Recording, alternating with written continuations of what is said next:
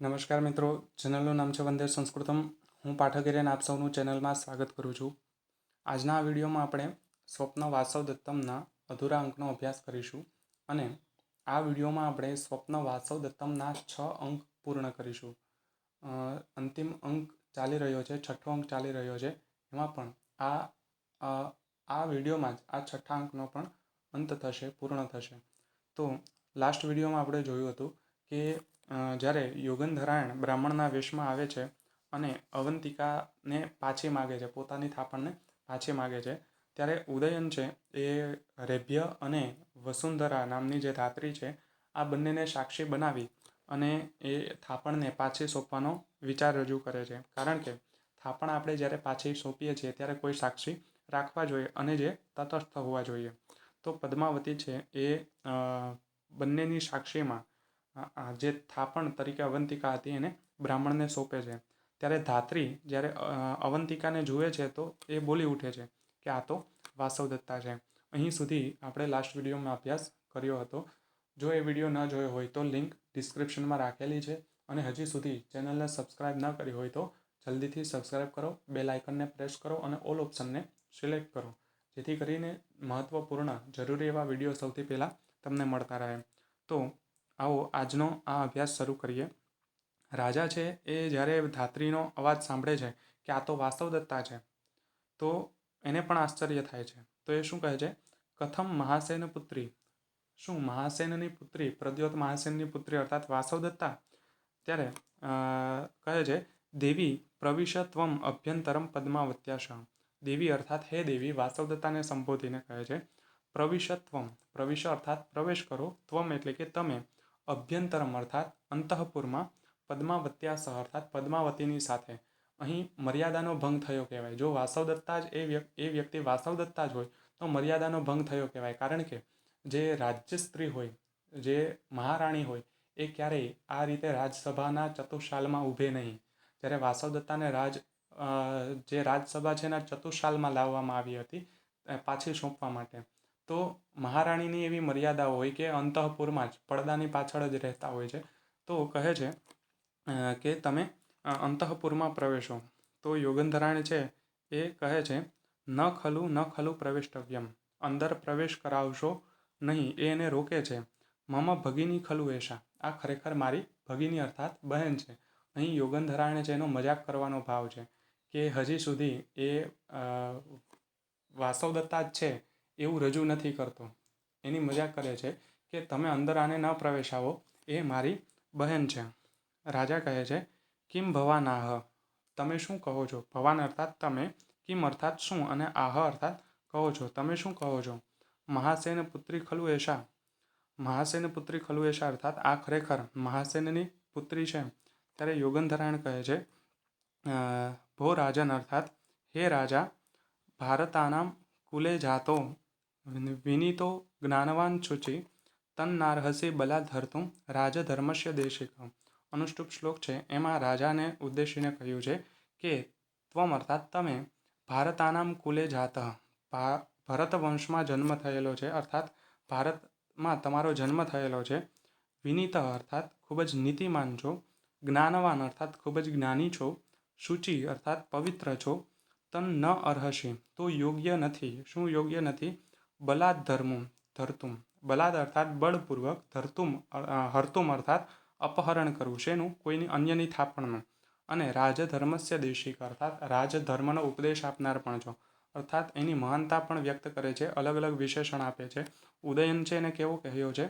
ભારતમાં ઉત્પન્ન થયેલો, ભારતમાં જન્મેલો, અર્થાત ભારતના રીતિ રિવાજોનું પાલન કરનારો, ખૂબ જ નીતિમાન, જ્ઞાનવાળો, પવિત્ર અને રાજ્ય ધર્મનો ઉપદેશ કરનારો એવા તમે છો. તો તમારે આ અન્યની થાપણને બળપૂર્વક અપહરણ કરવું જોઈએ નહીં. કારણ કે આ તો મારી બહેન છે, એને તમે વાસવદત્તા કહી અને તમે એનું અપહરણ કરી રહ્યા છો. ત્યારે રાજા કહે છે ભવતુ અર્થાત યોગ્ય છે, ભલે, પશ્યામસ તાવત રૂપ સાદૃશ્યમ, પશ્યામહ અર્થાત જોઈએ, તાવત એટલે કે તો, અને રૂપ સાદૃશ્યમ રૂપની સમાનતા, રૂપની સમાનતા જોઈએ, આપણે પ્રત્યક્ષ કરી લઈએ કે ખરેખર એ વાસવદત્તા છે કે તમારી બહેન છે. સંક્ષિપ્યતામ યવનિકા, સંક્ષિપ્યતામ અર્થાત હટાવો, અને યવનિકા અર્થાત પડદો, પણ પડદાને બદલે અહીં ઘૂંઘટ એવો અર્થ લઈ શકીએ કે એનું ઘૂંઘટ છે હટાવવામાં આવે. હજી સુધી વાસવદત્તાનું મુખ ધાત્રીએ જ જોયું છે, અન્ય કોઈ વ્યક્તિએ જોયું નથી. તો ઉદયન કહે છે કે આના મુખને જોઈ અને આપણે જોઈએ કે વાસવદત્તા છે કે પેલા બ્રાહ્મણની બહેન છે, એટલા માટે એનો પડદો હટાવવામાં આવે, એનું અંતરપટ છે જે ઘૂમટ છે એ હટાવવામાં આવે. તો યોગનધારાયણ કહે છે, હવે સ્વીકારે છે, જયતુ સ્વામી મહારાજનો જય થાવો. જે પહેલાંનો જે એનો જે લેકો હતો, પહેલાંનો જે ભાવ હતો કે એક મંત્રી તરીકે રાજાને એ પ્રણામ કરતો હતો, એ રીતે કહે છે જયતુ સ્વામી, અર્થાત માલિકનો જય થાવો, રાજાનો જય થાવો, મહારાજનો જય થાવો. વાસવદત્તા પણ કહે છે જયતુ આર્યપુત્ર, આર્યપુત્રનો જય થાવો. તો હવે બધાને ખ્યાલ આવી જાય છે કે આ તો યોગનધરાયણ અને વાસવદત્તા છે. રાજા છે ને આશ્ચર્ય થાય છે. અયે અસૌ યોગનધરાયણ, અયે અર્થાત અરે, અસૌ યોગનધરાયણ, આ તો યોગનધરાયણ છે. ઇયમ મહાસેન પુત્રી, ઇયમ એટલે કે આ, મહાસેન પુત્રી, પ્રદ્યોત મહાસેનની પુત્રી વાસવદત્તા છે. કિમનું સત્યમિદમ સ્વપ્ન સા ભૂયો દૃશ્યતે મયા અનયાપ્યેવ મેવ અહમ દૃષ્ટ્યા વાંછિતસ્તદા. હવે અહીં ખરેખર આ પોતાનો ભ્રમ છે કે હકીકત છે એ વિચારી નથી શકતો. કિમનું સત્યમ ઇદમ સ્વપ્ન, કિમનું, કિમ અર્થાત શું, નું અર્થાત ખરેખર, ઇદમ સત્યમ આ સત્ય છે કે સ્વપ્ન અર્થાત સ્વપ્ન છે. શું ખરેખર આ સ્વપ્ન છે કે આ હકીકત છે? કારણ કે વાસવદત્તાને હાલ સુધી મરેલી માનતો હતો, મૃત્યુ પામેલી માનતો હતો, પણ વાસવદત્તા તો એની સમક્ષ જ છે. યોગનધરાયણને પણ એ મૃત્યુ પામેલો માનતો હતો, પણ યોગનધરાયણ પણ એની સમક્ષ છે. તો એને વિશ્વાસ નથી આવતો કે ખરેખર આ સત્ય છે કે આ સ્વપ્ન છે. સા અર્થાત તેણે, તે વાસવદત્તાએ, ભૂય અર્થાત ફરીથી, દ્રશ્યતે મયા એટલે કે મને દર્શન કરાવીને, અર્થાત દેખાઈને, અનયા અર્થાત આના વડે જ, આ વાસવદત્તા વડે, એવ અહમ અર્થાત હું, દૃષ્ટ્યા અર્થાત દૃષ્ટિથી, અને વંચિતસ્તદા, વંચિત અર્થાત છેતરાયેલો, અને તદા અર્થાત ત્યારે. તો ખરેખર આના વડે જ, આ અવંતિકા વેશ ધારેલી વાસવદત્તા વડે જ ત્યારે હું છેતરાયો હતો. ત્યારે અર્થાત ક્યારે? કે સ્વપ્ન દ્રશ્યનો જે પ્રસંગ હતો એમાં, કે સ્વપ્નમાં એ વાસવદત્તા આવેલી હતી, પણ ખરેખર ત્યારે તો વિદૂષકે સ્વપ્ન ક્યારેય સત્ય ન હોય, એ ભ્રમ છે આવું કહી અને એ વાતને ટાળી દીધી હતી. તો અત્યારે ઉદયનને સમજાય છે કે ખરેખર તે સ્વપ્ન ન હતું, પણ ખરેખર વાસવદત્તા જ હતી. તો કહે છે કે આણે ફરીથી કદાચ ત્યારે પણ દ્રષ્ટિથી મને છેતર્યો હશે. યોગનધરાયણ કહે છે સ્વામીન દેવ્યપનયેન કૃતાપરાધ ખલ્વહમ. સ્વામીન અર્થાત હે માલિક, હે રાજા, દેવી અપનયેન અર્થાત દેવીને છુપાવીને, વાસવદત્તાને છુપાવીને, કૃતાપરાધ અર્થાત અપરાધ કરેલો અથવા અપરાધી, ખલુ અહમ એટલે કે હું. તો દેવીને છુપાવીને હું અપરાધી બન્યો છું. તત્ ક્ષંતુમ અર્હતિ સ્વામી, તો હે માલિક, હે રાજા, ક્ષંતુમ અર્હતિ માફ કરી શકો છો, મને માફ કરો. ઇતિ પાદયોઃ પતતિ, આમ તેના પાદયોઃ પતતિ અર્થાત ચરણોમાં પડી જાય છે અને માફી માગે છે. તો રાજા ઉત્થાપ્ય, ઉત્થાપ્ય અર્થાત એને ઊભો કરીને, યોગનધરાયણ છે એને ઊભો કરે છે અને કહે છે યોગનધરાયણ ભવાન નનુ, તમે ખરેખર યોગનધરાયણ છો. અહીં એની પ્રશંસા કરે છે. મિથ્યાન્માદેશ્ચ યુદ્ધેશ્ચ શાસ્ત્ર દૃષ્ટિશ્ચ મંત્રિતે ભવદ્યત્ને ખલુ વયમ મજ્જમાના સમુદ્રતા. અહીં એનો આભાર પણ વ્યક્ત કરે છે અને એની પ્રશંસા પણ કરે છે કે યોગનધરાયણે એના ઉપર ઉપકારો કરી અને જાણે કે ડૂબતા હોય અને એને બચાવી લીધા. જેવી રીતે કોઈ ઉદયનના જીવનની નૌકા ડૂબતી હોય અને યોગનધરાયણે એને બચાવી લીધી હોય, એ રીતે એનો આભાર વ્યક્ત કરે છે. આમ પણ ઉદયનને ઘણી વખત યોગનધરાયણે બચાવેલો હતો કોઈ આપત્તિમાંથી. તો એ એવા 3-4 પ્રસંગોને સંબંધિત અહીં એનો ઉલ્લેખ કરે છે.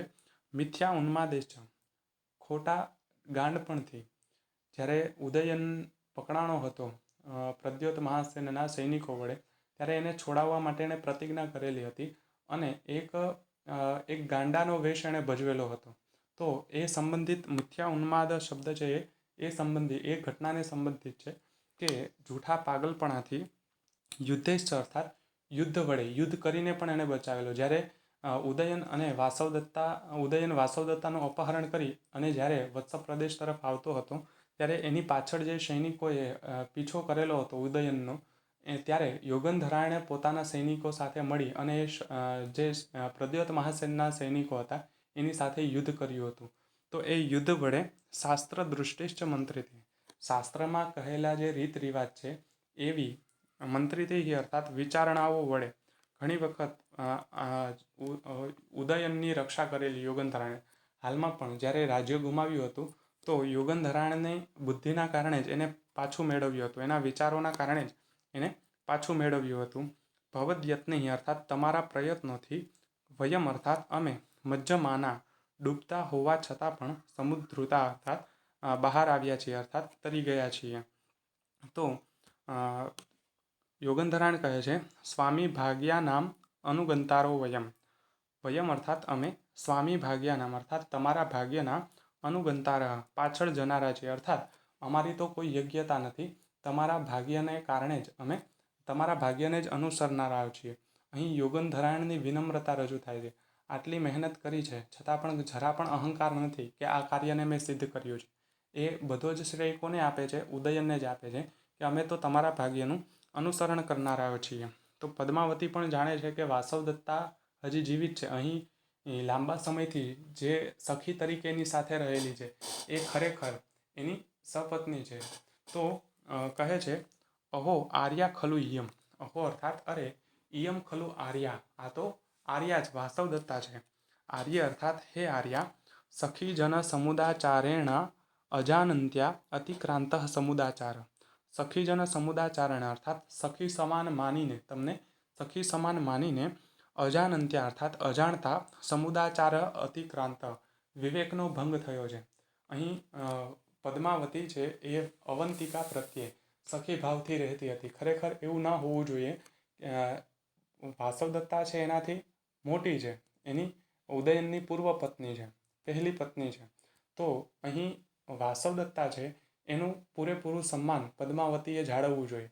જે હકીકતનો એને ખ્યાલ ન હતો એટલા માટે એની સાથે સખી ભાવથી વર્તી હતી અને જે કોઈ પણ વિવેકનો ભંગ થયો છે એના બદલે માફી માગે છે. જોકે એમાં તો એનો કોઈ વાંક જ ન હતો, કારણ કે પદ્માવતીને ખબર જ ન હતી કે આ વાસવદત્તા છે.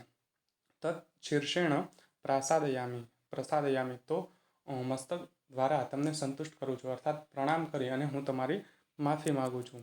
અહીં પદ્માવતી છે એની જે કુલીનતા છે, એની વિનમ્રતા છે દેખાઈ આવે છે. વાસવદત્તા કહે છે પદ્માવતીમ ઉત્થાપ્ય, પદ્માવતીને ઊભી કરી અને કહે છે ઉત્તિષ્ઠોત્તિષ્ઠ અવિધવે ઉત્તિષ્ઠ. ઉત્તિષ્ઠ ઉત્તિષ્ઠ અર્થાત ઊભા થાઓ, ઊભા થાઓ. અવિધવે અર્થાત સૌભાગ્યવતી, અવિધવા અર્થાત સૌભાગ્યવતી, જે વિધવા નથી એવી. તો વિધવા ન હોય એવી સ્ત્રી કેવી કહેવાય? સૌભાગ્યવતી. તો હે સૌભાગ્યવતી, ઉત્તિષ્ઠ ઉત્તિષ્ઠ, ઊભા થાઓ. અર્થિત્વમ નામ શરીરમ અપરાધ્યતિ. અર્થિત્વમ અર્થાતો અથવા તો અર્થિત્વમ અર્થાત જે યાચકપણું છે તે, નામ અર્થાત ખરેખર, શરીરમ અપરાધ્યતિ, શરીરમ અર્થાત શરીરનો, અને અપરાધ્યતિ અર્થાત અપરાધ છે. અહીં તમારો કોઈ અપરાધ નથી, યાચકપણાનો જ અહીં અપરાધ છે. આ વાક્યના ઘણા બધા અર્થ થઈ શકે. પહેલો ભાવ એવો છે કે વાસવદત્તા કહે છે કે આમાં યાચકનું જે પોતાનું શરીર છે એ જ અપરાધને પાત્ર છે. એમાં પદ્માવતીનો કોઈ દોષ નથી. ગમે એટલા મહાન વ્યક્તિ હોય અને જો સામેવાળી વ્યક્તિ એને ઓળખી ના શકે તો સ્વાભાવિક રીતે જ એના માન ન આપે. તેમાં આશ્રયદાતાનો દોષ અર્થાત પદ્માવતીનો દોષ નથી, આશ્રય લેનારનો અર્થાત પોતાનો વાસવદત્તાનો જ દોષ છે. રાજવાડે નામના વિદ્વાન છે એ માને છે કે યુગંધરાયણની થાપણ અહીં એના ઉપર શરીરનો જ અપરાધ છે. યુગંધરાયણે વાસવદત્તાને થાપણ તરીકે મૂકી હતી, તો વાસવદત્તાનો જ અપરાધ છે, એમાં પદ્માવતીનો કોઈ વાંક નથી. પ્રોફેસર કાણે કહે છે કે યુગંધરાયણની બહેનના રૂપે રહેલી વાસવદત્તા, તો એના શરીરનો જ વાંક છે, એમાં પદ્માવતીનો કોઈ જ દોષ નથી. કારણ કે ખોટું તો યુગંધરાયણને વાસવદત્તા બોલ્યા હતા, જ્યારે પેલા પદ્માવતી છે એ તો સત્ય છે, એને પૂરી બાબતની ખ્યાલ પણ ન હતો. હવે ત્રીજો ભાવ એવો છે, ચોથો ભાવ, કે યાચક એવા વાસવદત્તાના સર્વસ્વર રૂપ પદ્માવતી છે તો એનું શરીર કંઈ અપરાધ કરતું જ નથી. તો પદ્માવતીએ જ્યારે વાસવદત્તાને આશ્રય આપ્યો તો એ આશ્રય વાસવદત્તા માટે સર્વસ્વ ગણાય. તો પછી એમાં પદ્માવતીનો તો શું વાંક હોઈ શકે? તો આવા ઘણા બધા અર્થ આપણે લઈ શકીએ છીએ. તો સામાન્ય અર્થ એ રીતે જોઈ શકીએ કે જે અર્થી છે અર્થાત જે યાચક છે એનું શરીર છે એ જ અહીં અપરાધરૂપ હોય છે, એમાં પદ્માવતીનો કોઈ દોષ નથી. તો પદ્માવતી કહે છે અનુગૃહિત આશ્મી, હું આભારી છું. તો રાજા કહે છે વયસ્ય યોગંધરાયણ અર્થાત હે મિત્ર યોગંધરાયણ, દેવી અપનય કિમ કૃતા તે બુદ્ધિ. દેવી અપનય અર્થાત દેવી વાસવદત્તાને છુપાવીને કિમ કૃતા તે બુદ્ધિ, તે શું વિચાર કર્યો અર્થાત તારી યોજના શું હતી, એને પાછળનું ઉદ્દેશ્ય પૂછે છે, કારણ શું છે એનું, તે શા માટે વાસવદત્તાને છુપાવી. ત્યારે યોગંધરાયણ કહે છે કૌશાંબી માત્ર પરિપાલયામી ઇતિ, માત્ર કૌશાંબીનું પાલન કરવું, એનું રક્ષણ કરવું એ જ. કૌશાંબી એ નગરી છે જ્યાં ઉદયન છે એના રાજધાની હતી.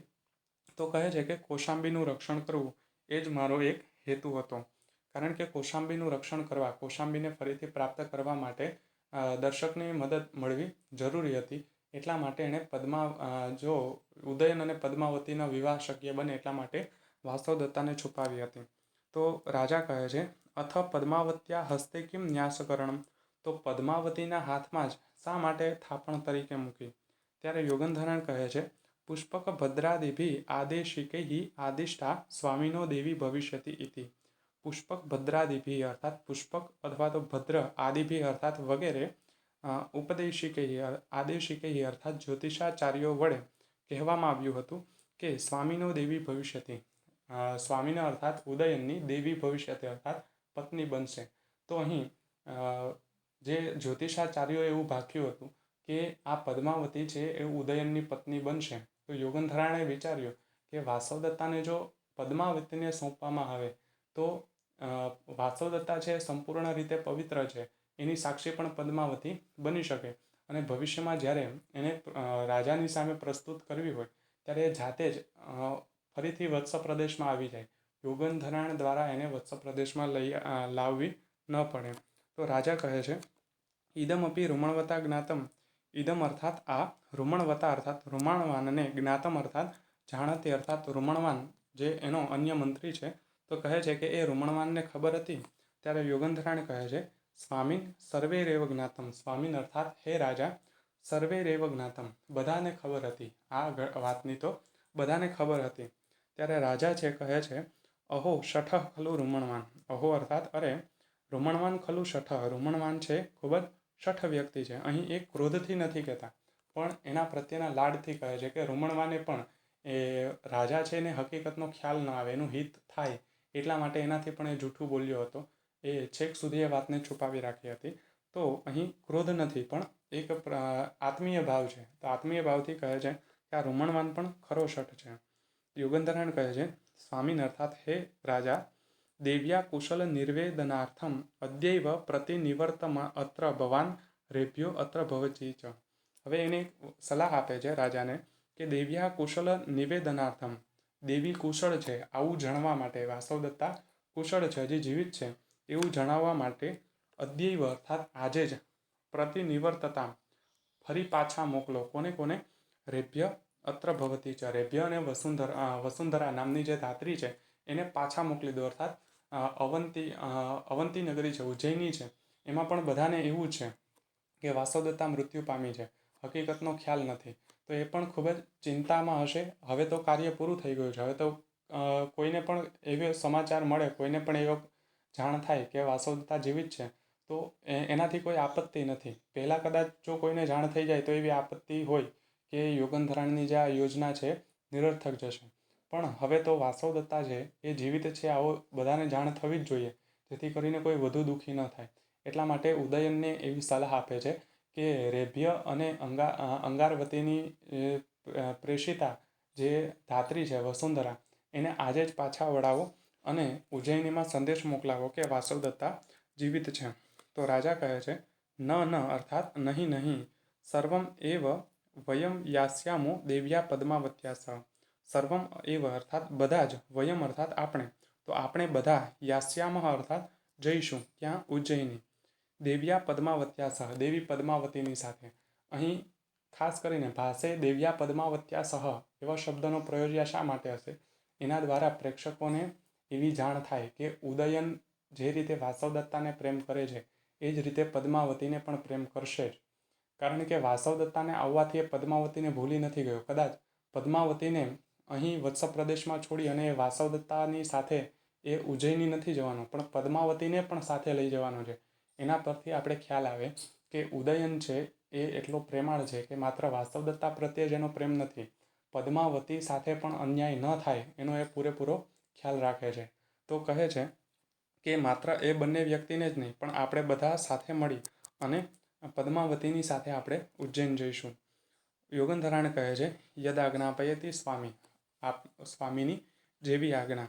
અહીં નાટક પૂર્ણ થાય છે. નાટકના અંતે ભરતવાક્યમ આપવાની પરંપરા છે. નાટકના અંતે બધા જ પાત્રો રંગભૂમિ ઉપર ઉપસ્થિત થઈ અને જે શ્લોક બોલે છે, એ જે પદ્ય બોલે છે એને ભરતવાક્ય કહેવામાં આવે છે. આદ્ય નાટ્યાચાર્ય ભરત મુનિની પવિત્ર યાદમાં આ ભરતવાક્ય તરીકે ઓળખાય છે. આ જે ભરતવાક્ય હોય એમાં આશ્રયદાતા એવા રાજા છે એની પ્રશસ્તિ કરવામાં આવતી હોય છે, એની પ્રશંસા કરવામાં આવતી હોય છે.